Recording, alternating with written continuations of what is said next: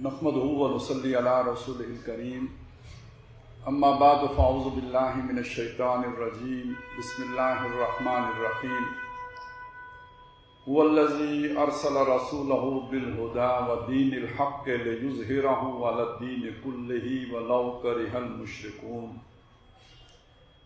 وقال عز وجل وما ارسلناک الا رحمۃ للعالمین وقال تبارک و تعالی وَلَقَدْ كَتَبْنَا فِي الزُّبُورِ مِن بَعْدِ الذِّكْرِ أَنَّ الْأَرْضَ يَرِثُهَا عِبَادِيَ الصَّالِحُونَ صدق اللہ العظیم رب اشرح لي صدری ویسر لي امری واحلل عقدۃ من لسانی یفقہوا قولی اللہم الہمنا رشدنا واعذنا من شرور انفسنا اللہم ارنا الحق حقا وارزقنا اتباعہ وارنا الباطل باطلا وارزقنا اجتنابہ اللہم وفقنا لما تحب وترضى آمین یا رب العالمین۔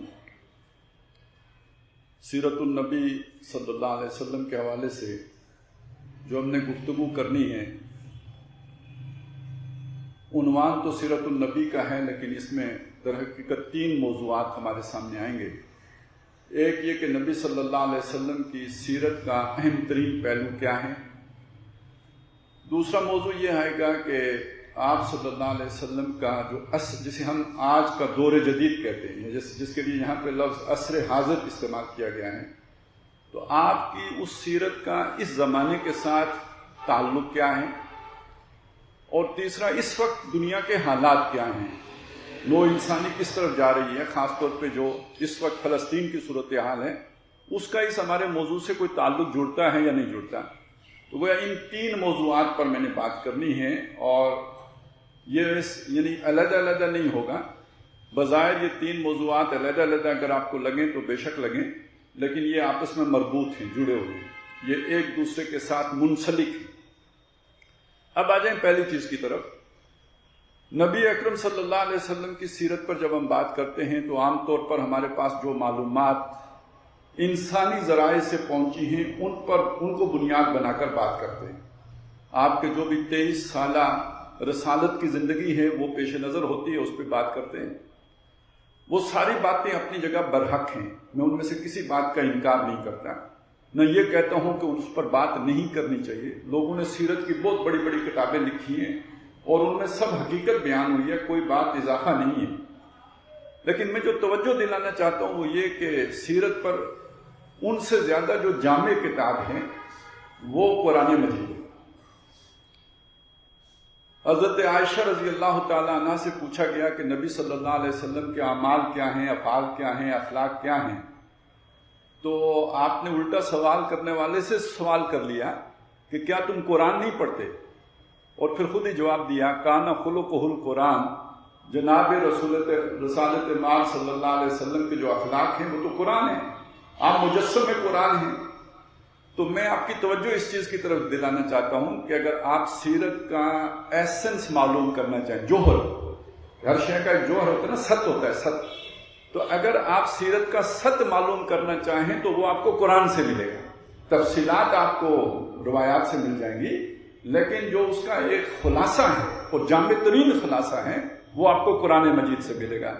میں آپ کے سامنے اصل میں وہی بات رکھنا چاہتا ہوں کہ دیکھیے یہ اللہ تعالیٰ نے نبی صلی اللہ علیہ وسلم کو مامور کیا ہے، آپ اپوائنٹڈ ہیں اللہ کی طرف سے، آپ خود نہیں نبی بن بیٹھے، نعوذ باللہ من ذالک۔ جیسے ہمارے دور میں بعض لوگوں نے دعوے کیے اور لوگوں نے مان بھی لیا، تو وہ کوئی شیطان کی طرف سے کسی کو کوئی خواب آتا ہو، کوئی الہام ہوتا ہو، الحاق ہوتا ہو تو امکان ہے۔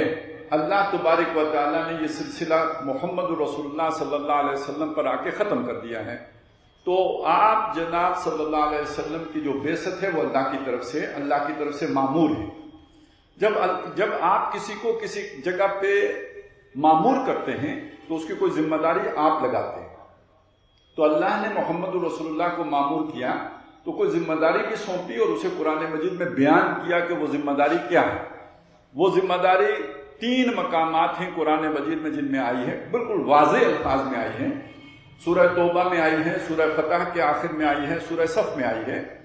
هو الذی ارسل رسولہ بالہدی، وہی اللہ جس نے بھیجا اپنے رسول کو الہدی یعنی قرآن مجید دے کر، والدین الحق اور سچا دین دے کر، برحق دین دے کر، یا الحق کا دین دے کر یعنی دین اسلام دے کر، لیظہرہ علی الدین کلہ، تاکہ وہ رسول صلی اللہ علیہ وسلم اس دین حق کو کل نظام زندگی کے اوپر غالب کر دیں۔ وَلَوْ كَرِهَ الْمُشْرِكُونَ، یہ بات خام مشرکوں کو کتنی ہی ناگوار کیوں نہ ہو، انہیں یہ بات کتنی ہی ناپسند کیوں نہ ہو۔ ابھی میں اس کی تفصیل میں نہیں جا رہا، میں صرف آپ کو یہ بتا رہا ہوں کہ اللہ تبارک و تعالیٰ نے قرآن اتارا، یہ ہم مانتے ہیں کہ اللہ کا کلام ہے، وہ الہدیٰ ہے۔ اسی اللہ نے میزان اتاری، وہ میزان دین اسلام ہے۔ اس میزان کو نصب کرنا کہ پوری زندگی انسان کی یا انسانوں کی اس میزان کے تابع ہو جائے، یہ محمد رسول اللہ صلی اللہ علیہ وسلم کا مشن اللہ تعالیٰ نے قرار دیا ہے۔ یہ میں یا آپ اس کا فیصلہ نہیں کر رہے، اللہ خود اس کے بارے میں اعلان فرما رہا ہے کہ میں نے اپنا رسول بھیجا ہے، دو چیزیں دے کے بھیجی ہیں، ایک اسے کتاب دی ہے وہ پہنچانی ہے، اور دوسری اسے میزان دی ہے وہ نصب کرنی ہے۔ اور یہ میزان نصب کرنے میں جو لوگ بھی اس کے مخالف ہوں وہ کون لوگ ہوں گے؟ انصاف کا مخالف کون ہوتا ہے؟ آپ چاہتے ہیں انصاف ہو، ہر بندہ چاہتا ہے انصاف ہو، کیا میں نہیں چاہتا کہ انصاف ہو؟ کون ہوگا جو یہ چاہے گا کہ انصاف نہیں ہو؟ ظالم، مفاد پرست، جو دوسرے کا حق غصب کر رہا ہوگا وہ چاہے گا کہ انصاف نہ کیا جائے۔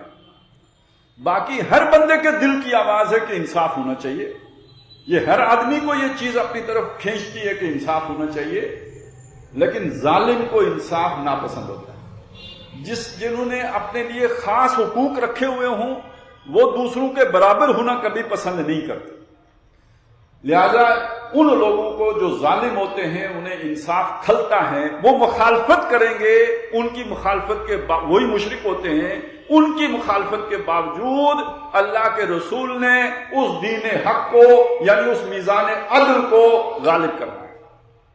یہ تو ہوا ایک حصہ۔ دوسرا حصہ یہ ہے کہ یہ کام کہاں کرنا ہے۔ دیکھیں نا، نوح علیہ السلام آئے، وہ سرزمین کے جہاں انجیر بکثرت ہوتی ہے، خیال یہی ہے کہ عراق کا علاقہ ہے جہاں حضرت نوح علیہ السلام آئے، انہوں نے یہ کام انہوں نے بھی یہی کرنا تھا لیکن عراق کے علاقے میں کرنا تھا۔ حضرت ہود علیہ السلام آئے، حضرت صالح علیہ السلام آئے، اپنی اپنی قوم کی طرف آئے، یعنی اسی علاقے میں انہوں نے دین کا یہ بول بالا کرنا تھا۔ محمد رسول اللہ صلی اللہ علیہ وسلم کو اللہ نے بھیجا، آپ نے کس علاقے میں یہ کام کرنا تھا؟ آپ کی بعثت کہاں ہوئی؟ مکے میں ہوئی۔ آپ ہجرت کر کے کہاں گئے؟ مدینے گئے۔ آپ زبان کون سی بولتے تھے؟ عربی بولتے تھے۔ آپ پر جو کلام اترا وہ کس زبان میں اترا؟ عربی میں اترا۔ ان ساری چیزوں کو جمع کریں تو نتیجہ کیا نکلا کہ آپ جزیرت العرب میں دین کا بول بالا کرنے کے لیے آئے تھے، اور کر دیا، کہانی ختم۔ لیکن اگر آپ قرآن مجید سے پوچھیں تو وہ کہے گا کہ وَمَا أَرْسَلْنَاكَ إِلَّا كَافَّةً لِلنَّاسِ بَشِيرًا وَنَذِيرًا، اے نبی ہم نے آپ کو صرف عربوں کے لیے تو نہیں بھیجا، تمام انسانوں کی طرف بشیر و نذیر بنا کے بھیجا۔ فرق ہو گیا نا، آپ کسی ایک قوم کی طرف نہیں آئے، سارے انسانوں کی طرف آئے ہیں۔ اور وَمَا أَرْسَلْنَاكَ إِلَّا رَحْمَةً لِلْعَالَمِينَ، اور ہم نے آپ کو نہیں بھیجا مگر سارے جہان والوں کے لیے رحمت بنا کے بھیجا ہے، سب کو انصاف دینے کے لیے بھیجا ہے۔ تو اب اس کا مطلب یہ ہے کہ آپ نے صرف کوئی مکے کی حد تک یا مدینے کی حد تک یا جزیرت العرب کی حد تک یا عربی بولنے والوں کی حد تک اس میزان عدل کو قائم نہیں کرنا ہے، بلکہ آپ کی ذمہ داری اللہ کی طرف سے کل روئے زمین کی ہے۔ اور کب تک کے لیے ہے؟ قیامت کی صبح تک کے لیے ہے۔ اب کسی نبی نے نہیں آنا، کسی رسول نے نہیں آنا، اب یہ کام آپ ہی کے ذمے ہے۔ اچھا، آپ کا وصال ہو گیا، دنیا سے آپ چلے گئے، اور ابھی پوری دنیا میں یہ کام ہوا نہیں تھا، تو اب یہ کیسے پورا ہوگا؟ اس کے لیے اللہ تعالیٰ نے ایک امت کھڑی کی، محمد رسول اللہ صلی اللہ علیہ وسلم کے نام لیوا۔ اس امت کو اللہ نے ایک خصوصی سٹیٹس دیا ہے، خصوصی حیثیت دی ہے، خصوصی مرتبہ دیا ہے، خصوصی مقام دیا، خیر امت قرار دیا۔ یعنی یہ کہ محمد رسول اللہ صلی اللہ علیہ وسلم کی زندگی میں یہ کام جزیرۃ العرب کی حد تک اگر ہو گیا ہے تو اس کے بعد ان کے امتی اس کام کو پوری دنیا تک پھیلائیں گے اور وسعت دیں گے، اور جب تک یہ کام کل روح ارضی تک مکمل نہیں ہو جاتا، امت کے ذمے جو کام ہے محمد رسول اللہ صلی اللہ علیہ وسلم کی طرف سے وہ پورا نہیں ہوگا۔ تو گویا یہ ذمہ داری آ گئی مسلمانوں کے اوپر کہ وہ نبی صلی اللہ علیہ وسلم جس مشن کے لیے آئے تھے اس مشن کی تکمیل کریں۔ دین کی تکمیل آپ پر ہو گئی، جزیرۃ العرب کی حد تک اس کے نفاذ کو بھی آپ نے پورا کر کے دکھا دیا، لیکن اسے کل روح ارضی تک یعنی گلوبل بنانا یہ اب امت کے ذمے اللہ نے لگا دیا۔ اب یہ اگر بات ہماری سمجھ میں آ گئی ہے تو اس کا مطلب ہے سیرت کا سارا پیغام در حقیقت اس نظام عدل کو قائم کرنا ہے، اور ہم یہ دیکھیں گے کہ نبی صلی اللہ علیہ وسلم کی جو بھی سنتیں ہیں ان میں یہ سنت سب سے غالب ہمیں نظر آئی۔ اب آپ دیکھیں، نماز ایک وقت میں جا کے فرض ہوئی ہے، سود ایک موقع پہ جا کے حرام ہوا ہے، بہت آخری وقتوں میں آ کے حرام قرار دیا گیا ہے، شراب ایک موقع پہ آ کے حرام کی گئی ہے۔ یہ احکام ہیں، یہ بتدریج آئے ہیں، لیکن یہ جو فریضہ ہے اللہ کے دین کو قائم کرنا، یعنی اللہ کو بڑا کرنا، اس کے لیے افراد اکٹھے کرنا، ان کی ذہن سازی کرنا، ان کی تربیت کرنا، پہلے دن سے جب آپ پر رسالت کا بوجھ ڈلا ہے تو اس میں پہلی بات یہ آئی کہ آپ کھڑے ہوں، یا ایھا المدثر قم فانذر وربک فکبر، لوگوں کو خبردار کریں اور رب کو بڑا کریں۔ اور رب کو بڑا کرنے کا مطلب یہ ہے کہ اللہ کی مانی جائے، وہ اللہ کے مقابلے میں کسی کی نہ چل سکتی ہو، سب اللہ کے تابع ہو جائیں، تب رب بڑا ہے۔ اگر آپ ابو جہل کی چلتی ہے تو یہاں زمین پر تو وہ بڑا بن کے بیٹھا ہوا ہے، جیسے مصر میں کبھی فرعون بڑا بن کے بیٹھا ہوا تھا، انا ربکم الاعلی۔ تو اگر کوئی اللہ کے مقابلے میں بڑا بن کے بیٹھا ہوا ہے تو رب تو بڑا نہیں ہے۔ وَرَبَّكَ فَكَبِّرْ، اپنے رب کو بڑا کرو، وَكَبِّرْهُ تَكْبِيرًا، اسے بڑا کرو جیسے بڑا کیا جاتا ہے، اس کی بڑائی کو منواؤ، اس کی بڑائی کو ثابت کرو، اور سب کو اس کی بڑائی کے آگے گردن جھکانے پر آمادہ کرو۔ یہ ہے وَرَبَّكَ فَكَبِّرْ۔ تو پہلے دن سے اس سنت کا اجرا ہو گیا، اور آخر میں جب آپ بستر مرگ پر تھے اس موقع پہ بھی ایک لشکر آپ تیار کر کے گئے ہیں، تشکیل محمد رسول اللہ صلی اللہ علیہ وسلم نے دی ہے، روانہ بعد میں حضرت ابو بکر صدیق رضی اللہ تعالیٰ عنہ نے کیا ہے۔ تو یہ گویا جو سنت دعوت ہے اور جو سنت اقامت ہے، یہ نبی صلی اللہ علیہ وسلم کی زندگی میں ہر دم ہر آن جاری و ساری رہی ہے۔ باقی ساری چیزیں ایک وقت میں جا کے شروع ہوئی ہیں، یہ دو چیزیں آغاز نبوت سے لے کر آخری سانس تک ان کو آپ نبھاتے رہے ہیں۔ یہ سیرت کا سب سے بڑا پیغام ہے، یہ وہ سنت ہے جس کو دانتوں سے پکڑنے کی بات آئی ہے، اور یہ وہ سنت ہے جس کے ترک ہونے کا خدشہ ظاہر کیا نبی اکرم صلی اللہ علیہ وسلم نے کہ بدا الاسلام و غریباً، اسلام شروع ہوا تو کوئی نہیں اسے جانتا تھا، فسیعود کما بدا، ان قریب یہ لوٹ کے ویسا ہی ہو جائے گا جیسے شروع ہوا تھا۔ آپ اس بات کو ذہن میں رکھیں، کیا حج ختم ہو گیا؟ کیا نمازیں ختم ہو گئی؟ نہیں، بلکہ آج نمازی اور حاجی حضور کے دور سے زیادہ ہیں۔ اصل میں جو چیز ختم ہو گئی وہ کیا تھی؟ وہ عدل ختم ہو گیا، انصاف ختم ہو گیا، وہ آہستہ آہستہ ختم ہوتا چلا گیا اور نگاہوں سے اوجھل ہوتا چلا گیا۔ یہ ظلم نہیں ہے جو حضرت حسین کے ساتھ ہوا، جو کربلا میں ہوا، جو مدینے میں واقع ہررا ہوا، اس سے بڑا ظلم یہ ہے کہ جو خلافت نبی اکرم صلی اللہ علیہ وسلم چھوڑ کر گئے تھے وہ آہستہ آہستہ بادشاہت میں بدل گئی۔ تو یہ کوئی امریکیوں نے آ کے یہ ظلم نہیں کیا تھا، یہ ظلم کوئی آ کے یہودیوں نے نہیں کیا تھا، یہ خود مسلمانوں نے شروع کیا تھا۔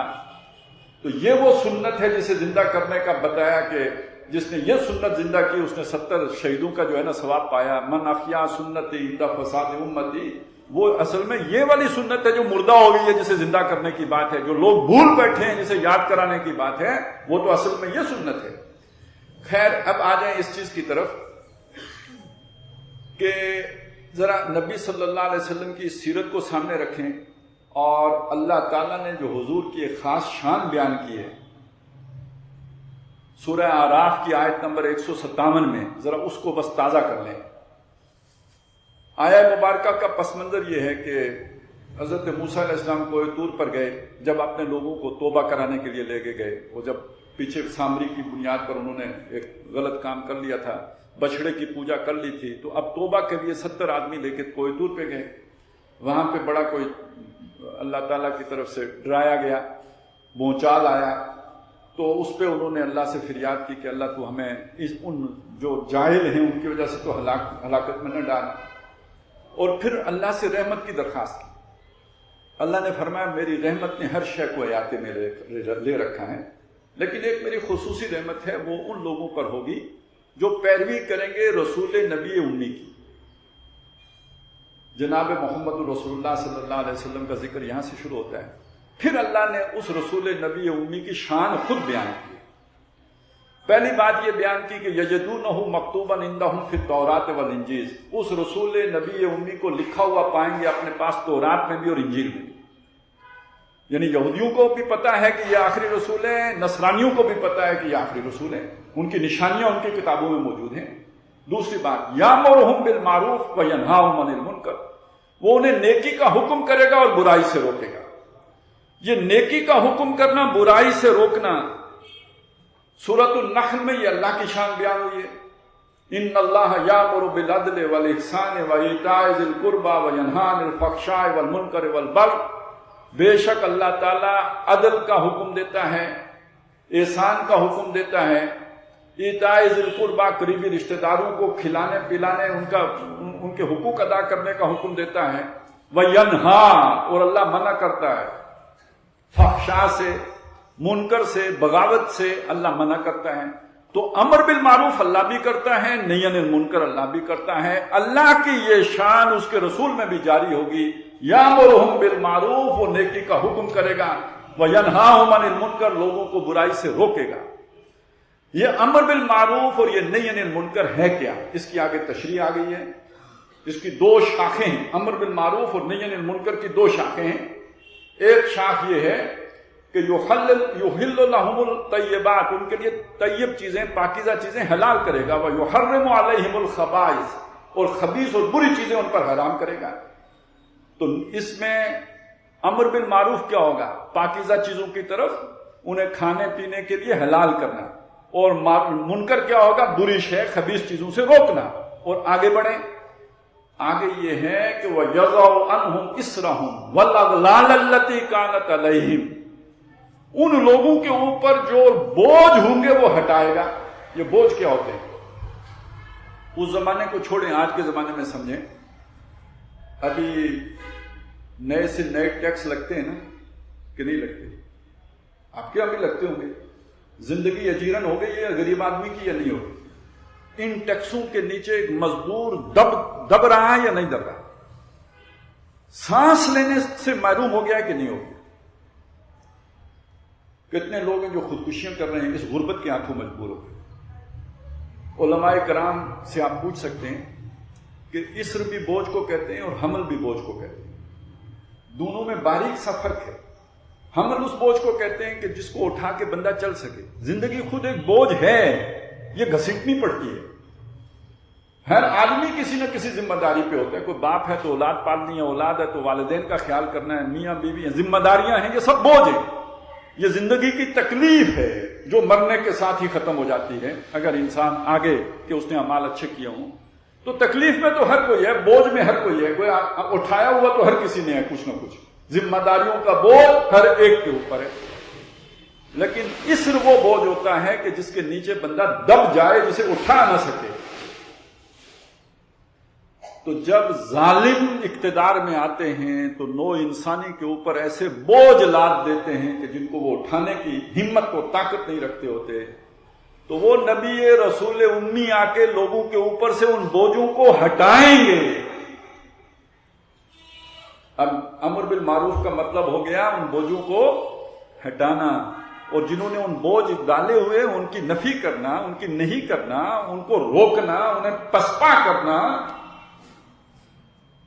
اور اگلی بات کیا ہے؟ اغلال، گردنوں میں پڑے ہوئے تو یہ کون سے ہوتے ہیں؟ یہ رواج، رسومات جن میں بندے پھنسے ہوتے ہیں۔ یہاں پہ تو شاید اتنے رواج نہیں ہوں، لیکن یہ کہ جوں جوں آپ نیچے جائیں گے تو رواج بڑھتے جاتے ہیں.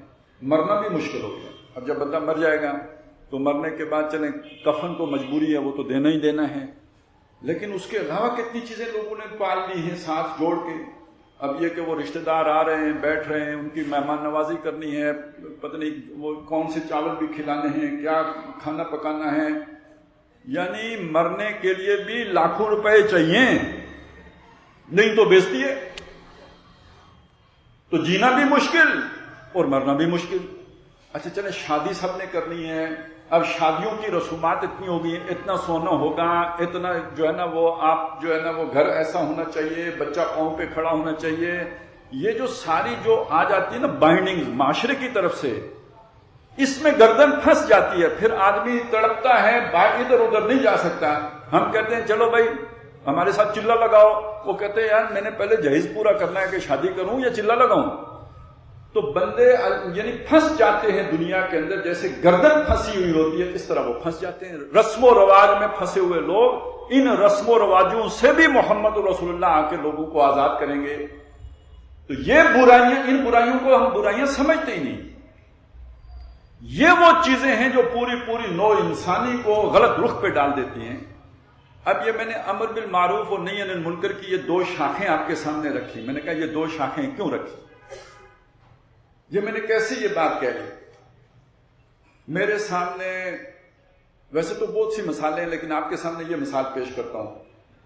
حضرت سعد بن ابی وقاص فاتح ایران ہیں. وہ ایران آتے ہیں جب فتح کرنے کے لیے، تو عام طور پہ یہ ہوتا ہے کہ مقابلہ کیا جاتا ہے. مقابلہ نہ کیا جائے تو خراج دیا جاتا ہے کہ بھائی وہ جیسے مکہ سبا نے کہا تھا کہ سلیمان کو یہ تحفے تحائف دے دو، تو دوسرا طریقہ یہ ہوتا ہے.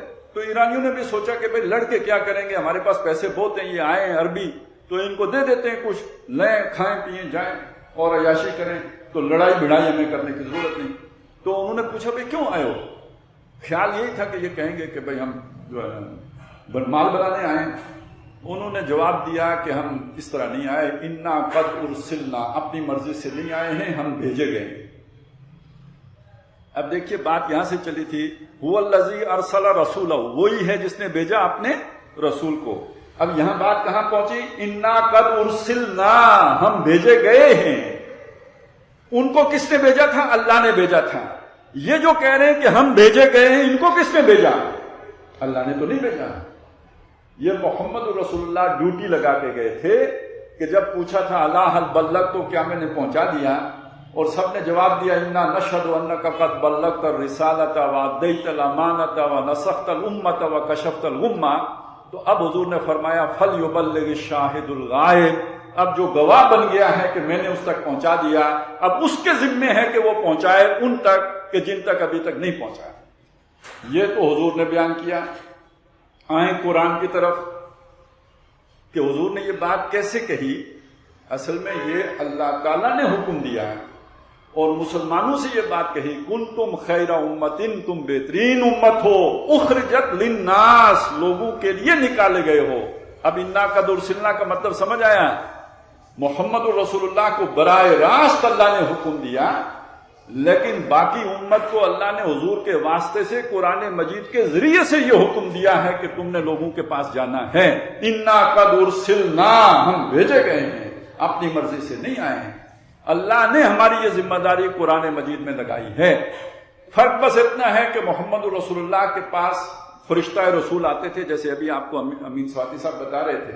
ہمارے پاس اس رسول کا لایا ہوا پیغام محفوظ ہے، اس میں یہ حکم نامہ موجود ہے، کنتم خیر امت، تم بہترین امت ہو، اخرجت للناس، لوگوں کے لیے نکالی گئی ہو. اور اسی طرح وَكَذَلِكَ جَعَلْنَاكُمْ أُمَّةً وَسَطًا، تم درمیانی امت ہو، لِتَكُونُوا شُهَدَاءَ عَلَى النَّاسِ، تاکہ تم لوگوں کے اوپر گواہ بن جاؤ. تو حضرت جو ہے نا ابن وقاص کیا کہہ رہے ہیں؟ وہ در حقیقت یہ کہہ رہے ہیں کہ جناب ہم اپنی مرضی سے نہیں آئے ہیں، قرآن مجید کے ان احکام کی روشنی میں آئے ہیں. اچھا یہ ان احکام کی روشنی میں ایک بات تو یہ آئی لوگوں پر گواہ بننا ہے، اور دوسری بات کیا آئی؟ تَأْمُرُونَ بِالْمَعْرُوفِ وَتَنْهَوْنَ عَنِ الْمُنكَرِ، نیکی کا حکم دیتے ہو، برائی سے روکتے ہو. محمد رسول اللہ صلی اللہ علیہ وسلم کی کیا شان بیان ہوئی تھی؟ یَأْمُرُهُم بِالْمَعْرُوفِ وَيَنْهَاهُمْ عَنِ الْمُنكَرِ، تم کیا کرتے ہو؟ تامرون بالمعروف و تنہون عن المنکر. تو گویا نبی صلی اللہ علیہ وسلم کے اس مشن کو لے کے تم لوگوں کے پاس جاتے ہو. اور جب وہ ہم پہنچے تو امر بالمعروف اور نہی عن المنکر کی تشریح حضرت سعد بن ابی وقاص نے کیا کی. ہم بھیجے گئے، یہاں تک تو بات آپ کے سامنے آ گئی. اگلی بات کیا ہے؟ کیوں بھیجے گئے؟ لنخرج الناس، تاکہ ہم لوگوں کو نکالیں. لوگوں کی طرف بھیجے گئے نا، تاکہ ہم لوگوں کو نکالیں من ظلمات الجاہلیت الی نور الایمان، جہالت کے اندھیاروں سے نکال کر ایمان کی روشنی میں لائیں. ومن جور الملوک الی عدل الاسلام، بادشاہوں کے ظلم سے نجات دے کر اسلام کے عدل کی طرف لائیں. اب آپ کو سمجھ آنا چاہیے کہ منکر کیا ہے.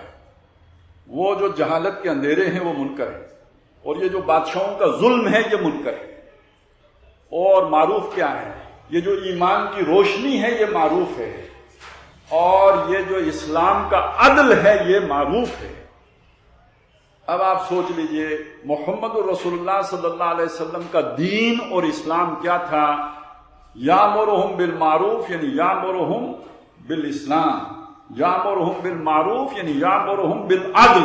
اللہ بھی عدل کا حکم، ان اللہ یامر بالعدل. تو یہ امر بالمعروف یعنی امر بالعدل، اور نہی عن المنکر ظلم سے روکنا. لنخرج الناس من ظلمات الجاہلیت الی نور الایمان ومن جور الملوک الی عدل الاسلام. یہ ہے امر بالمعروف اور یہ ہے نہی عن المنکر. بادشاہوں نے جو ٹیکس لگائے ہوئے ہیں وہ ختم کریں. بادشاہوں نے جس شکنجے میں گردن پھنسائی ہوئی ہے اس سے آزاد کرائیں، تاکہ لوگ اپنی آزاد مرضی سے اپنے رب کی عبادت کر سکیں. کوئی بیچ میں فرعون رکاوٹ نہ بن سکے، کوئی ظلم کا ضابطہ ان کے پاؤں نہ پکڑ سکے. آزادی کے ساتھ جئیں، انہیں عدل حاصل ہو، تاکہ اپنی آزاد مرضی سے اپنے رب کے حضور اپنی جو ہے وہ عبادات پوری کر سکیں اور اس کی فرما برداری کا حق ادا کر سکیں. یہ تھا امر بالمعروف اور نہی عن المنکر جناب محمد رسول اللہ کا صلی اللہ علیہ وسلم اور جناب صحابہ کرام رضوان اللہ تعالی علیہم اجمعین کا. لیکن یہ کہ یہ وہ چیز تھی جس کو آہستہ آہستہ مسلمان بھولتے چلے گئے، عدل ان کے اندر سے نکلتا چلا گیا. اب آ جائیں عصر حاضر کی طرف. مسلمان آہستہ آہستہ خود رسم و رواج کے قیدی ہو گئے، توحید کے اس پہلو سے عاری ہو گئے. اقبال نے یہ بات کہی، زندہ قوت تھی زمانے میں توحید کبھی، اور اب کیا ہے فقط ایک مسئلہ علم کلام. لیکن جو تقدیر ہوتی ہے آپ کو معلوم ہے وہ پوری ہو کے رہتی. وہ کوئی یعقوب علیہ السلام اپنے بیٹوں کو ساتھ جتنی وصیتیں کر لیں، تقدیر اپنا راستہ بنا کے چھوڑتی ہے، وہ نہیں رکتی. وہ یوسف علیہ السلام کو جتنا کہنے لا تقصص رویا کا علی اخواتی، اپنے بھائیوں کو یہ خواب نہ سنانا، بھائیوں نے وہ کام کر کے چھوڑنا ہے جو تقدیر میں لکھا ہے. آپ کی تدبیر تقدیر کو نہیں روک سکتی. تقدیر کیا ہے دنیا کی؟ کہ محمد رسول اللہ جو مشن دے کر بھیجے گئے وہ قیامت سے پہلے کل عالم پر پورا ہونا ہے، یہ تقدیر ہے. مسلمان اگر رستے سے دائیں یا بائیں ہو گئے تو تقدیر تو نہیں رکے گی، تقدیر تو پوری ہوگی. ان تتولوا یستبدل قوما غیرکم، اگر تم روگردانی کرو گے تمہیں بدل کر کسی اور قوم کو لے آؤں. اب یہاں سے میری بات آپ کو جلدی جلدی پسند نہیں آئے گی. اب جو میں اگلی بات کرنے لگا ہوں وہ بالکل پسند نہیں آئے گی، مجھے اندیشہ ہے پسند نہیں آئے گی. لیکن اگر آپ غیر جانبدار ہو کے غیر متعصبانہ انداز میں سوچیں گے تو بات آپ کو جائز لگے گی، ناجائز نہیں لگے گی. اب آپ سوچئے، پہلی بات یہ ہے کہ تقدیر نے جب پورا ہونا تھا اور مسلمان اس کی طرف آنے والے نہیں تھے تو اللہ نے کیا کیا؟ ایسی قومیں اٹھی کہ جو مسلمان نہیں تھی، ان قوموں کو اللہ نے عروج دیا اور انہوں نے انصاف کی بات کی، انہوں نے عدل کی بات کی، انہوں نے انسانوں کو ان کے حقوق دینے کی بات کی. وہ بادشاہوں کے خلاف بغاوت کی انہوں نے اور بادشاہوں سے اپنے حقوق چھینے. جیسے حضرت سعد بن ابی وقاص بادشاہوں سے حقوق لے کے عوام کو دینے کے لیے آئے تھے، اب عوام خود اٹھی اور انہوں نے اپنے بادشاہوں سے حقوق چھینے، کروڑوں لوگ مر گئے. لیکن یہ کہ حق لے کے رہے. فرق کیا پڑا؟ فرق یہ پڑا، میری مراد انقلاب فرانس سے فرق یہ پڑا، ہمارے پاس کامل ہدایت تھی، اگر ہمارے ذریعے سے یہ کام ہوا ہوتا تو ٹھوکر نہ کھاتے، سیدھے راہ پہ چل پڑتے. ان کے پاس کامل ہدایت نہیں تھی، اس خواہش میں جانیں تو دے دی، مقصد پوری طرح حاصل نہیں ہوا، لیکن ایک قدم اوپر تو چڑھ گئے نا. آپ نے اس منزل پہ جانا ہے تو یہ سیڑھیاں جا رہی ہیں نا، ایک دم چھلانگ لگا کے تو نہیں جاتے نا. ایک درجہ، دوسرا درجہ، تیسرا درجہ. قرآن مجید نے یہ بات کہی ہے، لَتَرْكَبُنَّ طَبَقًا عَن طَبَقٍ، ہم تمہیں اٹھائیں گے درجہ بدرجہ، سیڑھی بس سیڑھی، سٹیپ بائی سٹیپ. ایک سٹیپ تو چڑھ گئی نو انسانی، اپنے تجربے سے چڑھی. یہ ہمارا دور ہے. اس ہمارے دور میں ایک بات سمجھ لیجئے، اگر ایک شخص کے ذریعے سے ہدایت ملنی ہوتی تو اللہ تعالیٰ نبوت کا سلسلہ ہی نہ بند کرتا. اللہ نے یہ جو نبوت کا سلسلہ روکا ہے تو اس کا مطلب یہ ہے کہ اللہ تعالیٰ اب پوری نو انسانی کو اوپر اٹھانا چاہتا ہے، اجتماعی شعور بلند ہو. پہلے اگر نبوت کے سلسلے کا مطلب کیا ہے، انسانوں میں سے ایک فرد کو اٹھایا، اسے معصوم بنایا، اس سے غلطی ہو ہی نہیں سکتی، اللہ نے اسے پروٹیکشن دی، غلطی نہیں کرے گا. اور اللہ کی طرف سے کے سوا وہ کوئی بات کہتا نہیں، وہی کہتا ہے جو اللہ نے اسے حکم دیا ہو. وما ينطق عن الهوى ان هو الا وحی یوحی. اب اس کی اطاعت کرنا لازم ہے، ہر کوئی اس کی بات مانے گا، کوئی چوں چرا نہیں کرے گا، وہ مطاع مطلق ہے. آنے والے دور میں اللہ چاہتا تھا سب لوگ اس سطح پہ اٹھ جائیں کہ ان کے درمیان مطاع مطلق کوئی نہ ہو. اللہ نے نبوت کا دروازہ بند کر دیا، اب نبی نہیں آئے گا. ہاں، اپنا پیغام محفوظ کر دیا قرآن مجید کی صورت میں، انسان اوپر اٹھیں. آج اگر آپ یہ سمجھیں کہ اللہ کی ول کیا ہے، اللہ کا ارادہ کیا ہے، وہ ارادہ آج عوامی شعور کی صورت میں ظاہر ہوگا، حکمرانوں کے شعور کی صورت میں ظاہر نہیں ہوگا. ان کے مفادات ہیں، وہ لوگوں کو لوٹ کھسوٹ کا پروگرام بنائیں.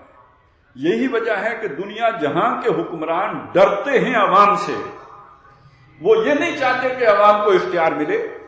آج کل آپ یہ بھی سنتے ہیں کہ سوشل میڈیا آنے سے بڑی مصیبت آ گئی ہے. کیوں؟ عام آدمی اپنی بات دوسروں تک پہنچانے کے قابل ہو گیا ہے. پہلے بات پہنچانے کے ذرائع سارے کے سارے حکمرانوں کے پاس ہوتے تھے. ٹیلی ویژن ہے تو حکمرانوں کے پاس ہے، اخبارات ہیں تو ان کے پاس ہیں. اب میں بھی اپنی بات کروں لاکھوں لوگوں تک پہنچ جاتی ہے، آپ اپنی بات کریں لاکھوں لوگوں تک پہنچ جاتی ہے. ہاں، یہ مجھ پر ہے میں بکواس کروں یا یہ میں کو اچھی بات کروں، میں گانے گاؤں یا فوش باتیں کروں، ویورز مجھے ادھر سے بھی مل جائیں گے. اور یہ کہ میں اگر درس قرآن دوں تو ویورز مجھے ادھر سے بھی مل جائیں گے. حق بات کروں تو بھی وہ پھیل جاتی ہے. یہ بات حکمرانوں کو پسند نہیں آتی کہ لوگوں کی باتیں اس طرح پھیل رہی ہوں. میں اصل میں جو بات کہنا یہ چاہ رہا تھا کہ عصر حاضر میں عام آدمی طاقتور ہوا ہے، عوام طاقتور ہوں، اور یہی اللہ کی تقدیر ہے کہ عوام طاقتور ہوں. اور عوام کے اندر ایک خواہش ہے، ایک ہی خواہش ہے، اور بار بار اس خواہش کے ہاتھوں عوام رلی ہے، لٹی ہے.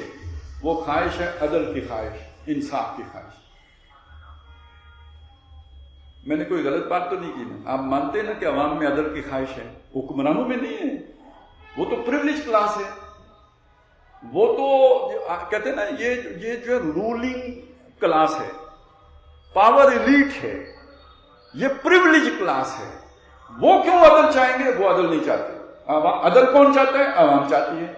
تو فرانس کا انقلاب کس لیے آیا تھا؟ عدل کی تلاش میں آیا تھا. جو آیا اسے چھوڑ دیں. لوگوں نے قربانیاں کس لیے دی تھی؟ عدل کے لیے دی تھی. اگلی بات سوچئے، روس میں انقلاب کیوں آیا تھا؟ عدل کے لیے آیا تھا. ہوا کیا؟ اسے چھوڑ دیں. لیکن یہ کہ لوگوں نے جانیں کس کے لیے دی تھی؟ عدل کے لیے دی تھی. چلیں باقی سب کو چھوڑیں. آپ نے عمران خان کو ووٹ کیوں دیے تھے؟ تب کس چیز کی تبدیلی؟ ظلم کو ظلم سے بدلنے کے لیے یا ظلم کو انصاف سے بدلنے کے لیے؟ انصاف سے بدلنے کے لیے. تو لوگوں کے اندر انصاف کی تڑپ ہے، لوگوں کے اندر انصاف کی پکار ہے. محمد الرسول اللہ انصاف دینے کے لیے آئے ہیں. مجھے یہ بتائیں عصر حاضر روح محمدی کے قریب ہے یا نہیں ہے؟ یہ وہ چیز تھی جس کو میری علم کی حد تک اگر کسی نے دیکھ کے بیان کیا ہے تو وہ علامہ اقبال ہے. ہر کجا بینی جہاں نے رنگ و بو، آنکھ از خاکش بے رویت آرزو، یا کہ زے نور مصطفیٰ اورا بہاست، یا ہنوز اندر تلاش مصطفیٰ است. یہ دنیا میں جو آپ کو کوئی بھلائی، کوئی خیر، کوئی نیکی، کوئی حقوق کا تصور، کوئی آزادی کا تصور، کوئی انصاف کی باتیں اگر آپ کو ملتی ہیں، یہ در حقیقت نوع انسانی کو محمد الرسول اللہ صلی اللہ علیہ وسلم کا دیا ہوا تحفہ ہے۔ یا تو انسان نے یہ حضور سے لیا ہے، یا ابھی تک انسانیت محمد الرسول اللہ کی تلاش میں ہے۔ یہ تلاش میں کیوں ہے؟ اس لیے کہ ہم نے محمد الرسول اللہ کا تعارف کیا کرایا ہے؟ ہم نے یہ کرایا حسن یوسف، دم عیسیٰ، ید بیضا داری، آنچ خوباں ہما دارت تو تنہا داری، یہ آپ کی زلفیں ہیں، یہ آپ کی کملی ہے، یہ آپ کی جو ہے نا ادائیں ہیں، یہ عادتیں ہیں۔ ہم نے حضور منصف تھے، انصاف والے تھے۔ تاریخ انسانی میں ماں جیسی ریاست ایک ہی بنی، وہ مدینے میں محمد رسول اللہ نے بنائی۔ یہ ہم نے یہ تعارف کبھی کرایا؟ کراتے ہی نہیں۔ لوگ آپ سے آپ اس انصاف کی تلاش میں ہیں، در حقیقت روح محمدی کی تلاش میں ہیں۔ اگرچہ کہ ہماری سمجھ کے مطابق آج کا زمانہ گاڈ لیس سوسائٹی ہے، ہماری سمجھ کے مطابق آج کا زمانہ اللہ سے دور ہے، ہماری سمجھ کے مطابق آج کا زمانہ دین سے دور ہے، ہماری سمجھ کے مطابق دجالی زمانہ یہ ہے وہ ہے، بہت کچھ ہے۔ لیکن اگر آپ اس اعتبار سے دیکھیں، آج کے انسان کی خواہش وہی ہے جو ایجنڈا لے کے جناب محمد رسول اللہ صلی اللہ علیہ وسلم آئے تھے۔ اب ہم اچھی طرح سے اسے پیش کر سکیں تو لوگ تو اسی کی تلاش میں سرگرداں ہیں۔ یہ میری دو باتیں ہو گئی ہیں پوری۔ اب آتے ہیں تیسری بات کی طرف۔ تقدیر سے میں چلا ہوں، لوگوں کے اندر یہ خواہش پیدا کرنے میں ہمارا کوئی دخل نہیں، ہماری کوئی محنت نہیں۔ یہ تقدیر ہے کہ لوگوں کے اندر یہ خواہش پیدا ہوئی ہے، اور یہ وہ فطرت ہے جس پر اللہ نے انسانوں کو بنایا ہے کہ وہ انصاف کی جستجو کرتے ہیں اور انصاف کی طلب رکھتے ہیں۔ اب جو دیکھیے ہوا کیا کہ جب انسان کی اس خواہش کا احساس ہوا شیطانی طاقتوں کو تو پریشان ہوئی تو پھر انہوں نے پورا منصوبہ بنایا۔ عجیب بات یہ 1936 میں علامہ اقبال نے اس منصوبے کو شاعری میں بڑی خوبصورتی سے بیان کیا۔ وہ کہتے ہیں شیطان بیٹھے ہیں، سارے شیطان بیٹھے۔ انہوں نے کہا یار یہ بڑا مسئلہ ہو گیا ہے، اب کیا کریں؟ ہم نے بڑی مشکل سے یہ نظام بنایا تھا، بادشاہی نظام، تو اب تو یہ اس کی چولیں ہل گئی ہیں، لوگ اس کے خلاف ہو گئے، تو ختم ہو جائے گا، یعنی ہمارا نظام ختم ہو جائے گا۔ تو ایک شیطان نے جب اس طرح کی باتیں کی تو دوسرے نے اس کو تسلی دی، جو کور ٹیم کا ممبر تھا، اس نے کہا فکر نہ کرو، ہم نے خود پہنایا ہے شاہی کو جمہوری لباس۔ یہ جو جمہوریت آئی ہے اصل میں بادشاہی تھی، تو جمہوریت تمہیں فکر ہو گئی کہ ہمارا نظام ختم ہو گیا، پرواہ نہ کرو، ہم نے یہ بہروپ اس میں خود بھرا ہے۔ ہم نے بھرا ہے، کیوں بھرا ہے؟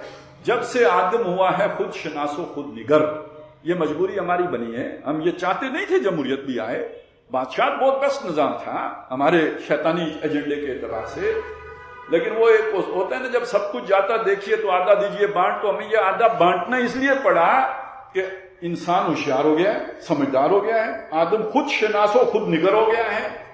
اب ہمارا وہ جبر کا نظام اس کے اوپر مزید نہیں چل سکتا، اب ہم اپنی فسطائیت مزید مسلط نہیں کر سکتے بادشاہوں کی صورت میں، مجبوراً اسے تھوڑا بہت حصہ دینا پڑے گا، لیکن فکر نہ کرو، اندر کھاتے ہم نے ایسا چکر چلا دیا ہے، نظام ہمارا ہی چل رہا ہے۔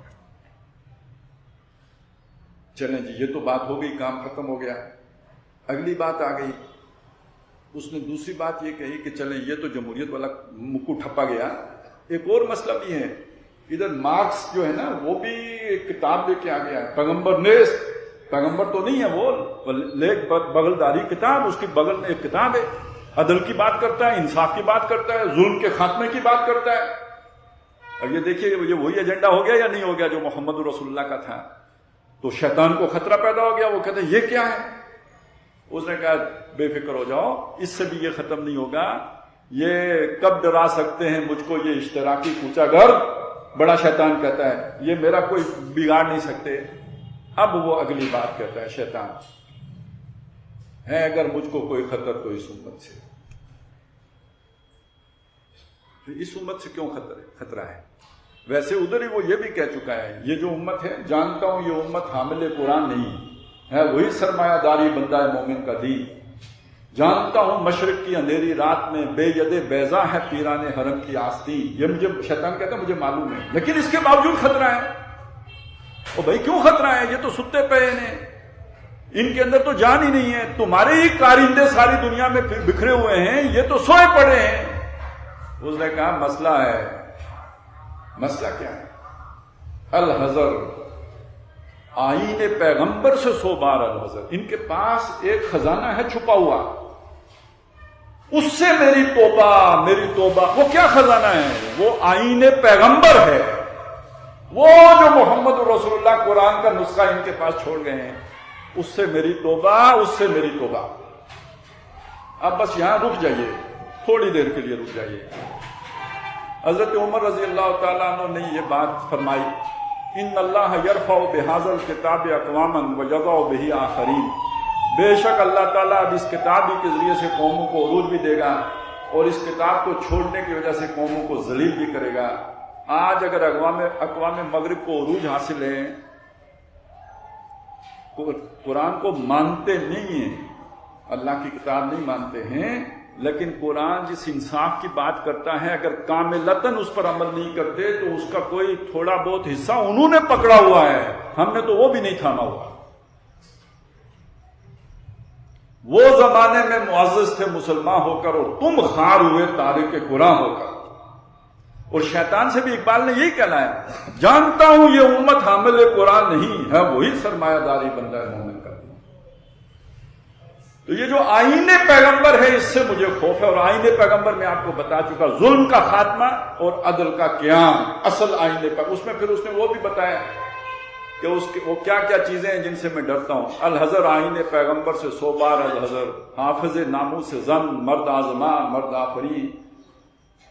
تو خیر چلیں، اس کو میں رکھ دیتا ہوں، صرف ابھی آپ کے سامنے اتنی بات رکھتا ہوں کہ عدل محمد رسول اللہ صلی اللہ علیہ وسلم کی سیرت کا بنیادی جو ہے نا، وہ یوں سمجھیے کہ وہ محور ہے، اسی کے گرد آپ کی پوری سیرت گھومتی ہے، اور وہی عدل قرآن کا پیغام ہے۔ اور آج کا معاشرہ اس عدل کی ڈیمانڈ کر رہا ہے، اس کا تقاضا کر رہا ہے، اس کی فریاد کر رہا ہے، اس کے لیے قربانیاں دے رہا ہے۔ اور وہ عدل، وہ خزانہ ہم مسلمانوں کے پاس ہے، لیکن ہم اسے چھپا کے بیٹھے ہوئے ہیں، اور ہم ٹیکنوکریٹس ان سے مانگ کر پوچھتے ہیں جی سیاسی نظام کیا ہو، معاشی نظام کیا ہو، ہم اپنی معیشت کی بہتری کیسے کریں، جبکہ اصل فارمولہ تو ہمارے پاس ہے۔ وہ بھی بیچارے ہنستے ہوں گے کہ ان کو دیکھیں، اور شیطان تو ضرور ہمارے اوپر ہنستا ہوگا کہ جن کے پاس پوری نو انسانی کے دکھ کی دعا ہے تو وہ خود ان سے جو ہے دعا مانگ رہے ہیں جن کو پتہ ہی نہیں۔ افمن یمشی مکبا علی وجہہ، ان سے مانگ رہے ہیں وہ جنہیں سویا علی صراط مستقیم چلنے کا نسخہ دیا گیا ہے۔ ہماری یہ غلطی ہے۔ اب آ جائیں اس غلطی کو سامنے رکھ کر آج کے حالات کو دیکھیں۔ کشمیر میں جو ہے وہ آپ کے سامنے ہے، جو آپ کے علاقے میں ہوا وہ آپ کے سامنے ہے، جو افغانستان میں ہوا وہ آپ کے سامنے ہے۔ میں یہ اب کتھا آپ کے سامنے نہیں بیان کر رہا۔ جو فلسطین میں 70 سال سے ہو رہا ہے وہ بھی آپ کو پتا تھا، اور جو اب ہو رہا ہے وہ بھی آپ خبریں سن رہے ہیں۔ میں ذرا تھوڑا سا آپ کے سامنے ایک چیز اور رکھنا چاہتا ہوں، ذرا اس سے اندازہ لگائیں آپ۔ دیکھیں میرے بھی جذبات ہیں کہ فلسطینی مسلمانوں کے لیے مسلمانوں کو کھڑے ہو جانا چاہیے۔ کون سے مسلمان کھڑے ہو جائیں؟ یعنی پاکستان کھڑا ہو جائے، ایران کھڑا ہو جائے، اس سے آگے سعودی عرب کھڑا ہو جائے، شام، عراق، سارے مسلمان کھڑے ہو جائیں۔ 2 جنگوں کے احوال پڑھ لیجئے، 1967 کی جنگ اور 1973 کی جنگ۔ پاکستان تو اس میں نہیں تھا، لیکن مصر بھی تھا، شام بھی تھا، عراق بھی تھا، سعودی عرب بھی پیچھے موجود تھا، اردن بھی تھا، لبنان بھی تھا، سارے عرب متحد تھے، مل کے اسرائیل سے لڑے، 6 دن میں ختم، اور آج سے طاقتور تھے۔ دیکھیے عراق بہت بڑی طاقت تھا، شام بہت بڑی طاقت، آج دونوں ختم ہیں۔ عراق کا تو بھرکس نکال دیا نا، 20 سال سے وہاں جنگ ہو رہی ہے، 30 سال سے جنگ ہو رہی ہے۔ شام کا آپ کو شاید پتہ ہی نہ ہو، اسرائیلی مظالم تو ہمیں نظر آ رہے ہیں۔ شام میں مسلمانوں نے جو مسلمانوں کو مارا ہے، 60 لاکھ انسان پچھلے 5-6 سال میں شام میں جو ہے وہ ایک دوسرے کی گولیوں سے مارا گیا۔ شام میں تو کوئی اس طرح کی حکومت ہی نہیں ہے، سمجھیں۔ اب شام نے کیا لڑنا ہے اسرائیل کے ساتھ؟ سعودی عرب کیا لڑے گا اسرائیل کے ساتھ؟ ہم کہتے ہیں جی پاکستان کیا کرے گا؟ نہیں، مجھے یہ بتائیں، دیکھیں جسے کہتے ہیں نا زمین پہ پاؤں رکھ کے سوچیں۔ چارپائی پہ لیٹ کے سوچنا اور ہوتا ہے، زمین پر پاؤں رکھ کے سوچنا اور ہوتا ہے۔ آپ زمین پر پاؤں رکھ کے سوچیں، فرض کریں جناب کوئی میری حکومت ہو جاتی ہے، میں آرم فورسز کو حکم جاری کرتا ہوں چلو فلسطین چلتے ہیں، کدھر سے جائیں گے؟ کون سا راستہ پکڑ کے جائیں گے؟ بھیا جائیں گے؟ لینڈ کہاں کریں گے؟ اتریں گے کہاں؟ کیسے جائیں گے؟ افغانستان سے گزر کے، ایران سے گزر کے، عراق سے گزر کے؟ کوئی ضرورت، کوئی اجازت چاہیے یا ان سب سے لڑتے ہوئے جائیں گے؟ تو جب تک وہاں پہنچیں گے تو کتنے رہ جائیں گے اگر ان سب سے لڑ کے جائیں گے؟ نمبر 1 اور نمبر 2، اسرائیل کے دفاع میں کون کھڑا ہے؟ اسرائیل کے دفاع میں کون کھڑا ہے؟ کس نے اپنے جہاز بھیجے ہیں؟ کس نے کہا اسرائیل ہمارے جسم کا حصہ ہے؟ امریکہ کھڑا ہے، نیٹو کھڑا ہے۔ آپ تیسری بات، یعنی پہلے یہ دوسری بات میں سوچے امریکہ سے لڑنے کے لیے تیار ہیں، لڑ سکتے ہیں جا کے وہاں پہ۔ تیسری بات، آپ ادھر لڑنے چلے جائیں گے تو انڈیا خالی بیٹھا رہے گا کہ او یار ابھی کچھ نہیں کرنا، یہ بیچارے گئے ہوئے ہیں لڑنے کے لیے، جب واپس آئیں گے تو پھر ہم ان کے ساتھ حساب چکائیں گے۔ تو ذرا میری بات سمجھ میں آئی ہے؟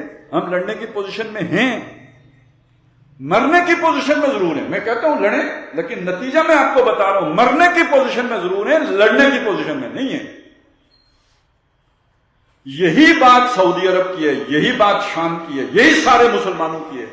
اور جب یہ کیفیت ہوتی ہے تو پھر ایک بات مان لیں، جب آپ پر یہ کیفیت طاری ہو جائے نا، اس وقت مان لیں یہ شکنجہ کافروں کا شکنجہ نہیں ہے، یہ شکنجہ اللہ کا شکنجہ ہے۔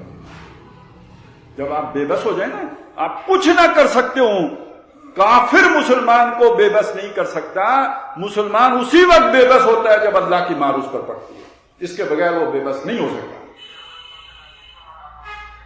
اور میں تاریخ بنی اسرائیل سے آپ کو اس کی مثال دیتا ہوں۔ قرآن مجید سورہ بنی اسرائیل پہلے رکوع میں یہ بات آئی ہے، وَقَضَيْنَا إِلَىٰ بَنِي إِسْرَائِيلَ فِي الْكِتَابِ لَتُفْسِدُنَّ فِي الْأَرْضِ مَرَّتَيْنِ وَلَتَعْلُنَّ عُلُوًّا كَبِيرًا۔ اے بنی اسرائیل، تم چہیتے، تم لاڈلے، تم پیارے، تم دلارے، محبوب، لیکن جب تم فساد کرو گے، میرے دین سے منہ موڑو گے، میرے احکام کو پیٹھ کے پیچھے ڈالو گے، میری کتابوں کی توہین کرو گے۔ توہین یہی نہیں ہوتی کہ انہیں پاؤں کے نیچے روندا جائے، ان کے احکام پر عمل نہ کیا جائے، یہ بھی توہین ہے۔ جب تم یہ کرو گے میں تم پر دوسرے مسلط کروں گا، اور جب میں مسلط کروں گا تم ان کا مقابلہ نہیں کر سکو گے، وہ مشرک ہوں گے۔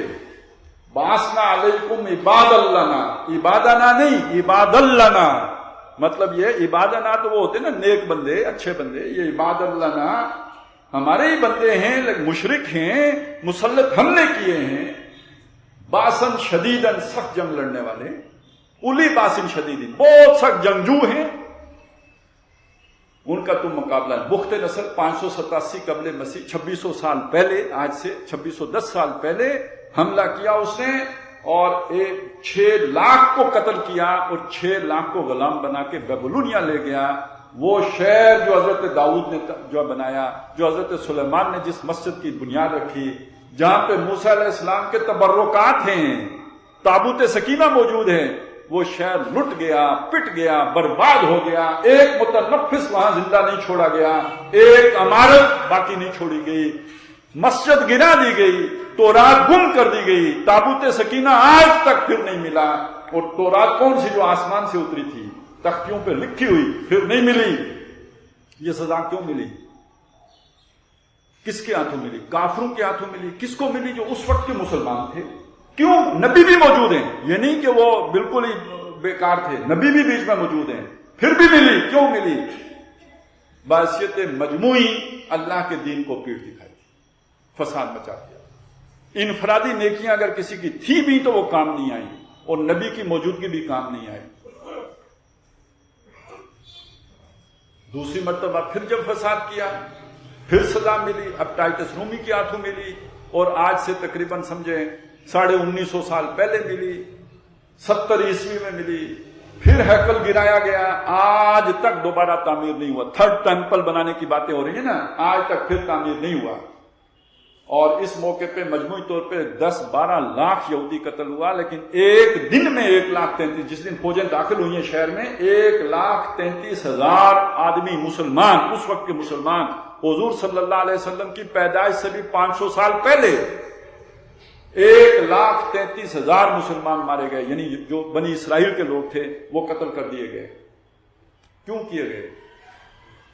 یہی جرم تھا، اللہ کے دین سے جو ہے وہ دوری اختیار کی تھی۔ اس جرم کی سزا ملی، کس کے ہاتھوں ملی؟ مشرکوں کے ہاتھوں ملی، بے بس ہو گئے۔ آج مسلمان بے بس ہو گئے، اور کس کے ہاتھوں، کس کے مقابلے میں ہو گئے؟ انہی یہودیوں کے مقابلے میں ہو گئے۔ اور یہ بے بسی کیوں ہے؟ یہ بے بسی اس لیے ہے کہ دین کو پیٹ دکھائی ہے، قرآن کو پیٹ دکھائی ہے، محمد رسول اللہ کے اس مشن کو پیٹ دکھائی ہے۔ تو اللہ کے دین کو پیٹ دکھانا، اللہ کے رسول کے مشن کو پیٹ دکھانا، تو یہ تو پھر بہت ہلکی سزا ہے جو مل رہی ہے۔ ابھی آگے تو اس سے بڑی آ رہی ہے اور آنی ہے۔ حدیثیں آپ پڑھیں، کانپ جائیں، اور حالات معلوم ہوتے ہیں ادھر جا رہے ہیں۔ میں اس وقت اس کو موضوع نہیں بنا رہا، صرف اتنا میں نے آپ کو بتا دیا۔ آج اگر ہمارے ساتھ برا ہو رہا ہے تو یہ ہمارے اپنے گناہوں کے نتیجے میں ہو۔ وَمَا أَصَابَكُم مِّن مُّصِيبَةٍ فَبِمَا كَسَبَتْ أَيْدِيكُمْ وَيَعْفُو عَن كَثِيرٍ۔ جو مصیبت بھی تم پر آتی ہے تمہارے اپنے ہاتھوں کی کمائی کی وجہ سے آتی ہے، اور ہم بہت کچھ معاف بھی کرتے رہتے ہیں۔ لیکن اس میں ایک پہلو رحمت کا بھی ہے۔ بہرحال اللہ نے اپنے محبوب کی امت کا اس درجے میں سمجھتا ہوں کہ چلیں تھوڑے بہت جیسے کچھ بھی ہیں تو مظلومانہ مر کر گناہوں کا اگر کفارہ بن جائے تو یہ گھاٹے کا سودا تو نہیں ہے۔ دشمنوں کے ہاتھوں مر کر اگر اللہ شہادت کا درجہ دے دے، یہ گھاٹے کا سودا نہیں ہے۔ تو لیکن یہ بہت بڑے پیمانے پہ ہونے والا ہے۔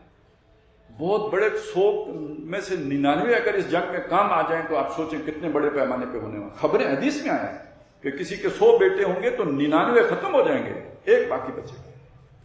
میں کہنا ہے اصل میں یہ بات چاہ رہا ہوں آپ کے سامنے کہ جیسے میں نے آپ کے سامنے علامہ اقبال کی بات کی، جیسے ابھی مجھ سے پہلے مفتی امین سواتی صاحب مولانا ابوالکلام آزاد کی بات کر رہے تھے، مولانا مودودی کی بات کر رہے تھے، آپ ڈاکٹر اسرار احمد رحمۃ اللہ علیہ سے واقف ہوں گے، وہ بات ہو رہی تھی۔ یہ سارے وہ لوگ تھے کہ جنہوں نے ہمیں اس نظام عدل کو قائم کرنے کی دعوت دی۔ اگر مسلمانوں نے یہ کر دیا ہوتا تو پھر یہ کہ ہم آج ان مصیبتوں سے بچ گئے ہوتے، ہمارا فریضہ ادا ہو گیا ہوتا، اللہ کی مدد ہمارے شامل حال ہو گئی ہوتی، اور دنیا ہماری خود مطیع ہو جاتی، فرما بردار ہو جاتی۔ لیکن ہم نے نہیں کیا۔ اب ہم جا رہے ہیں تقدیر کے شکنجے کی طرف کہ جس میں جنگیں ہیں، جن کی خبریں احادیث میں موجود ہیں۔ الملحمۃ العظمیٰ، الملحمۃ الکبریٰ، 2 عنوانات کے تحت ان جنگوں کا ذکر آتا ہے۔ وقت نہیں ہے، میں صرف ایک میں نے بتا دیا۔ کسی کے 100 بیٹے ہوں گے تو 99 ان جنگوں میں کام آ جائے گا۔ میری سمجھ کے مطابق فلسطین سے جس کام کا آغاز ہوا ہے، یہ در حقیقت ہمیں اس 10 سالہ جنگ میں لے کے جائے گا کہ جس میں عرب پورے کے اندر وہ جو ویل للعرب، عرب کے لیے ہلاکت ہے اور بربادی ہے کہ جو بات آئی ہے اس طرف بڑھ رہی ہے بات۔ میں آپ کو بتاؤں کیسے بڑھ رہی ہے۔ حماس نے حملہ کیا، اسرائیلیوں کا اعتماد متزلزل کر لیا، وہ بھاگ رہے ہیں وہاں سے۔ حکومت نے بڑی مشکل سے دنیا سے لا کے آباد کیے تھے، وہ چاہ رہے تھے مزید لوگ بھی آ کے آباد ہوں۔ اب حماس نے خطرہ پیدا کر لیا، مزید آ کے کہاں آباد ہوں گے؟ جو آئے ہیں وہ بھی بھاگ رہے ہیں۔ ان کا اعتماد بحال کرنے کے لیے اسرائیل نے ظالمانہ قدم اٹھانا ہی اٹھانا، نہیں تو اسرائیل ختم۔ اسے اپنے آپ کو بچانے کے لیے ظلم کرنا ہے۔ جب وہ ظلم کرے گا تو عرب جو ہے نا وہ خاموش نہیں رہ سکتے۔ اول تو حکمران اٹھیں گے، لیکن اگر حکمران نہیں اٹھتے تو عوام اٹھ کے ان حکمرانوں کو اکھاڑ کے پھینک دیں گے۔ اچھا حکمران اٹھتے ہیں تو اسرائیل کا کیا بگاڑ لیں گے؟ خود ہی تباہ ہوں گے۔ اور اگر نہیں اٹھتے تو عوام ان کو ختم کر لیں گے، تو کون سا نیا نظام قائم کر لیں گے؟ لیبیا میں کوئی نظام قائم ہوا؟ آپ نے تباہی تو پھیر دی، قذافی ختم ہو گیا، مار دیا، لیکن اس کے بعد کوئی حکومت بن سکی؟ طوائف الملوک کی ہو گئی، ایک دوسرے کو مار رہے ہیں، آج تک مار رہے ہیں۔ یہی عرب میں ہوگا۔ یہ میں تکے شاہی نہیں ہے، حدیث میں ذکر ہے کہ حج بغیر امیر کے ہوگا۔ حج بغیر امیر کے ہونے کا مطلب کیا ہے؟ حکومت نہیں ہوگی۔ یہ وہ حالات بن گئے ہیں کہ جس کی طرف ہم جا رہے ہیں۔ یہ حکومتیں اڑ جائیں گی تو طوائف الملوک کی ہوگی، طوائف الملوک کی ہوگی تو چھوٹے چھوٹے گروپس بن جائیں گے، جیسے کہ افغانستان میں بن گئے تھے، اور پھر ایک دوسرے کو قتل کریں گے، ماریں گے۔ پیچھے طاقتیں ہوں گی، کسی کے پیچھے چین ہوگا، کسی کے پیچھے ایران ہوگا، کسی کے پیچھے روس ہوگا، کسی کے پیچھے امریکہ ہوگا۔ آگے مرنے والے بھی مسلمان ہوں گے، مارنے والے بھی مسلمان ہوں گے، بلکہ حدیث میں تو یہ بھی آتا ہے مرنے والے کو یہ نہیں پتا ہوگا کہ مجھے کیوں مارا جا رہا ہے، مارنے والے کو نہیں پتا ہوگا میں کیوں مار رہا ہوں. کیوں؟ ایجنڈا تو کسی اور کا ہوگا نا، علاقہ فتح کوئی اور کرنا چاہتا ہے. یہ اصل میں مشرق اور مغرب کی تجارت کا مرکز ہے، ایسٹ ویسٹ ٹریڈ کا مرکز ہے یہ علاقہ. یہ سی پیک کون بنا رہا ہے؟ چائنا بنا رہا ہے. اس کو روکنے کے اقدامات کون کر رہا ہے؟ امریکہ کر رہا ہے. اچھا، امریکہ انڈیا اسرائیل مل کے کیا بنا رہے ہیں؟ وہ کوریڈور بنا رہے ہیں. تو دنیا کو آپس میں جوڑنے کے لیے اس علاقے کی ضرورت ہے. وہ خود آ کے نہیں لڑیں گے، لڑائیں گے مسلمانوں کو، پیسے دیں گے، اسلحہ دیں گے. لہذا نہ مارنے والے کو پتا ہے میں مار کیوں رہا ہوں، وہ کسی اور کا ایجنڈا پورا کر رہا ہے، نہ مرنے والے کو پتا ہے کہ یہ مجھے کیوں مار رہا ہے. یہ جو ہے نا ایک تباہی پھیلے گی. لیکن اس کا اختتام کس پہ؟ اسی دوران اللہ تعالیٰ مسلمانوں پر رحم فرمائیں گے. مجھے خیال آیا ابھی کہ جیسے حضرت موسیٰ علیہ السلام کی صورت میں رحم فرمایا تھا، فرعون ظلم کرتا تھا تو اللہ نے موسیٰ کو بھیج کے بنی اسرائیل کو اٹھایا تھا. تو اللہ تعالیٰ مسلمانوں پر رحم فرمائیں گے اور ان میں ایک شخصیت پیدا کریں گے جس کی خبریں دی ہیں محمد رسول اللہ نے صلی اللہ علیہ وسلم، وہ حضرت مہدی. اگرچہ کہ میرا گمان ہے کہ حضرت مہدی سے پہلے ہو سکتا ہے کوئی جھوٹا مہدی بھی آئے، ایک ایسا جھوٹا مہدی کہ جو ہو سکتا ہے اسرائیل کو ختم کر دے.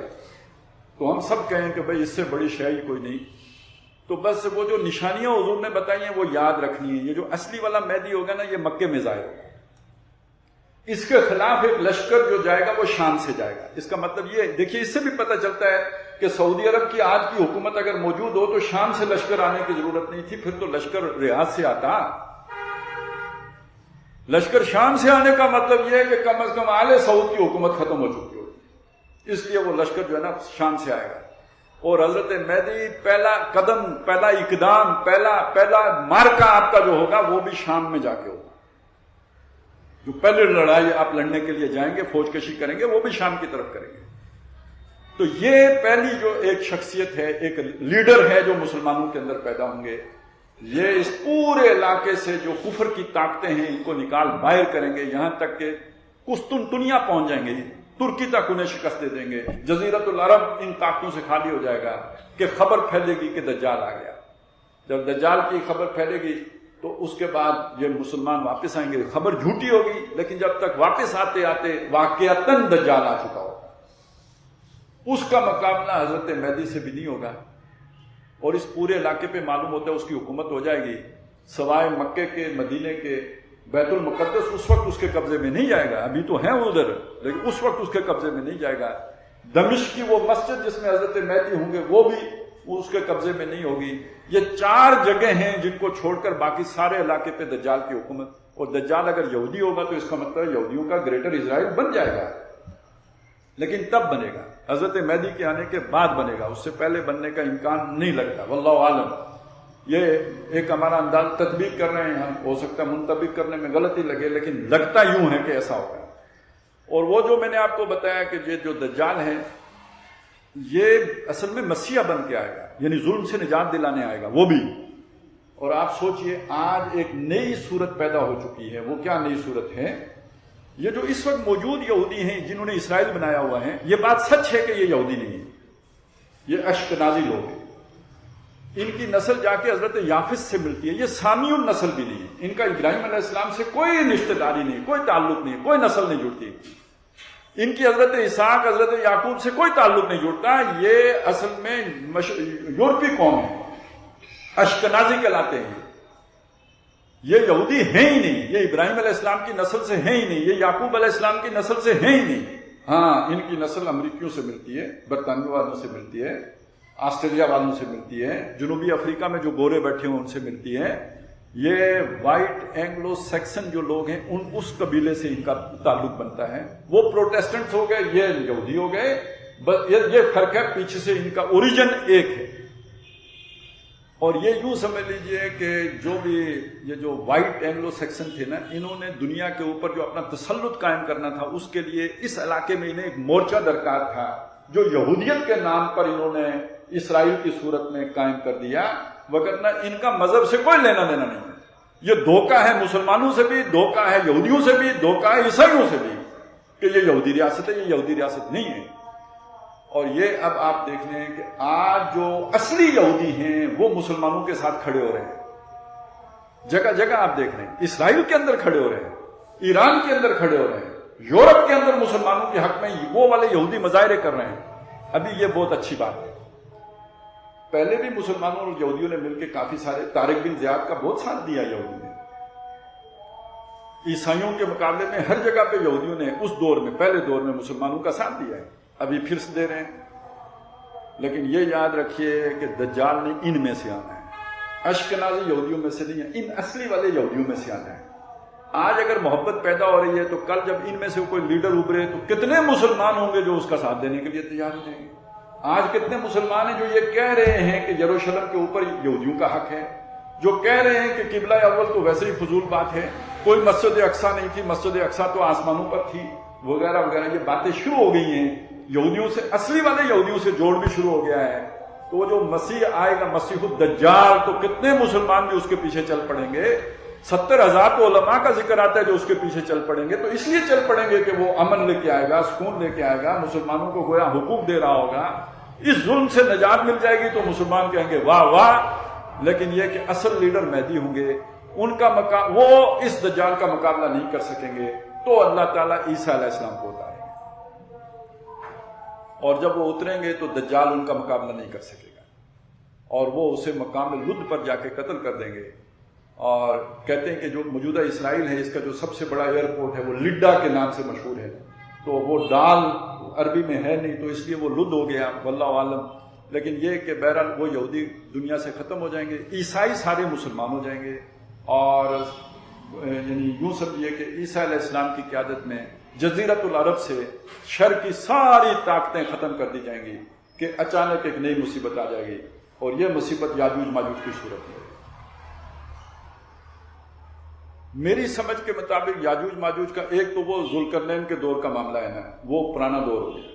اس کے بعد یہ جو یافس کی نسل کے جو لوگ ہیں، یہ وائٹ اینگلو سیکسن پروٹیسٹنٹس جو ہیں، جنہوں نے آ کے یروشلم مسلمانوں سے چھینا تھا اور ان اشکنازی یہودیوں کو آ کے آباد کیا تھا، یہ سارے بھی یہودی ہیں، یاجوج ماجوج ہیں۔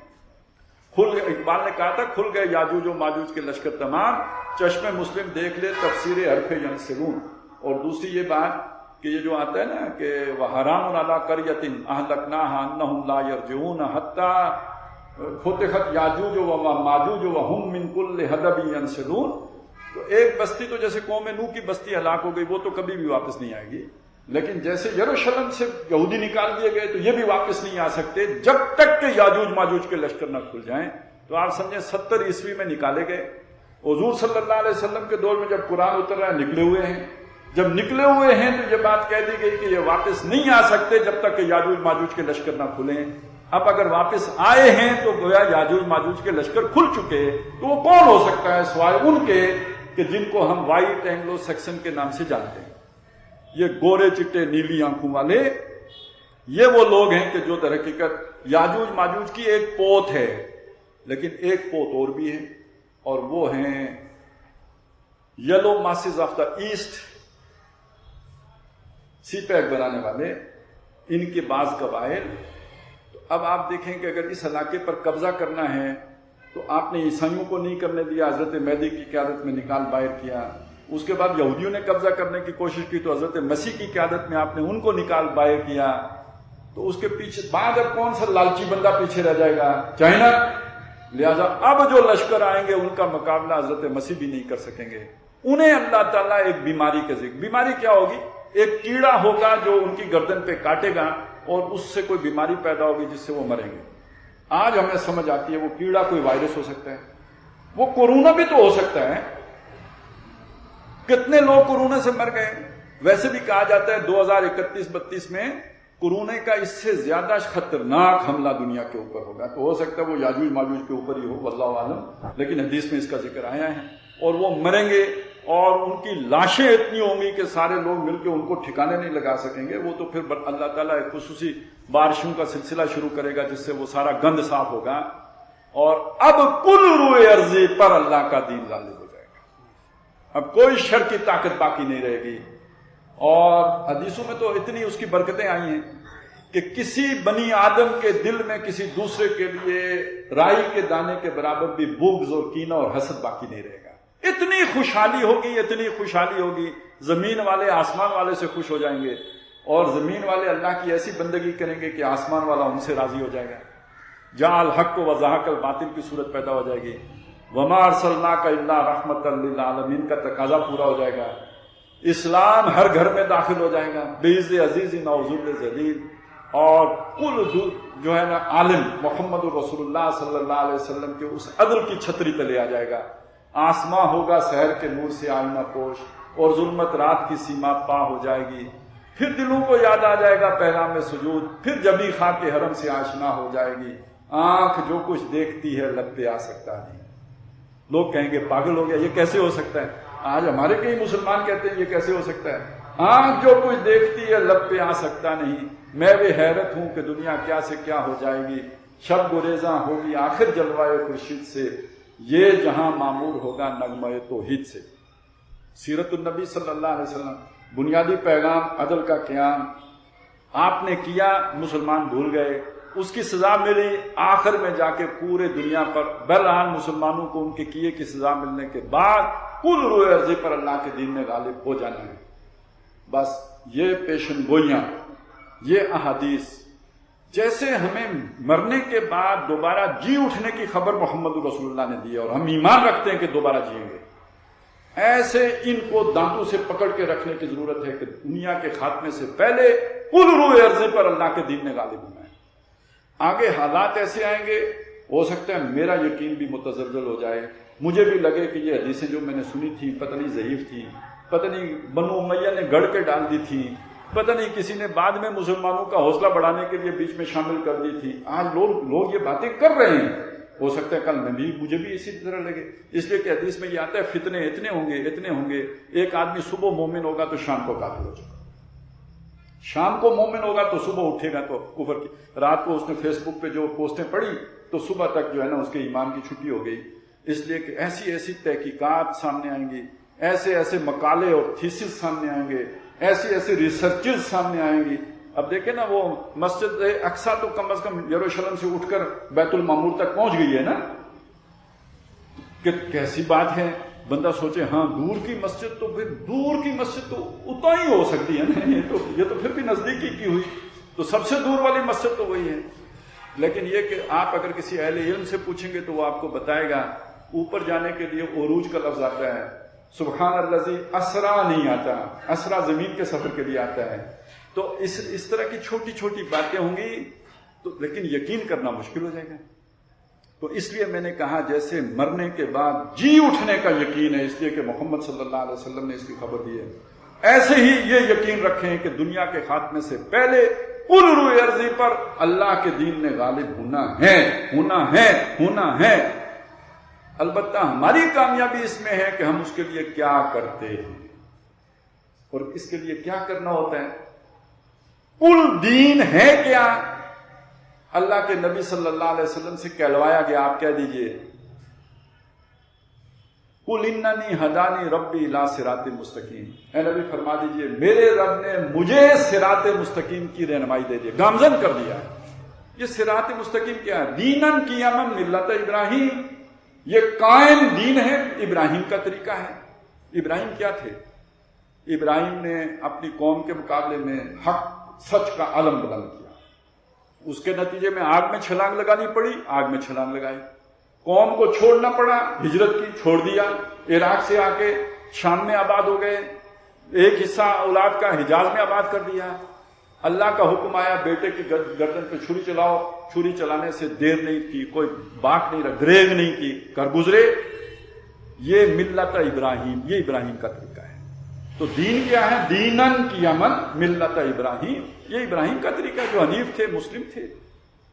اور پھر کہہ دیجئے قُلْ إِنَّ صَلَاتِي وَنُسُكِي وَمَحْيَايَ وَمَمَاتِي لِلَّهِ رَبِّ الْعَالَمِينَ، جیسے میں نماز اور قربانی اللہ کے لیے کرتا ہوں، ایسے ہی جیتا اور مرتا بھی اللہ کے لیے ہوں، میرا جینا اور مرنا بھی اللہ کے لیے۔ ہم تو جیتے ہیں کہ دنیا میں تیرا نام رہے، کہیں ممکن ہے کہ ساقی نہ رہے، جام رہے۔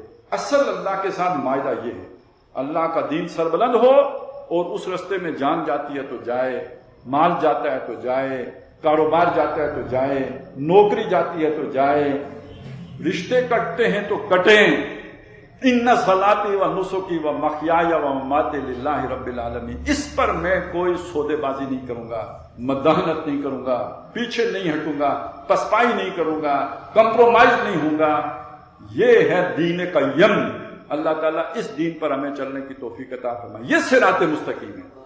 قل اننی ہدانی ربی الی صراط مستقیم دینا قیما ملت ابراہیم حنیفا وما کان من المشرکین قل ان صلاتی و نسکی و محیای و مماتی للہ رب العالمین۔ اللہ تعالی ہمیں اس رستے پر چلنے کی توفیق عطا فرمائے، اسے ہمارے لیے آسان کر دے۔ اقول قولی ھذا واستغفر اللہ لی ولکم ولسائر المسلمین والمسلمات۔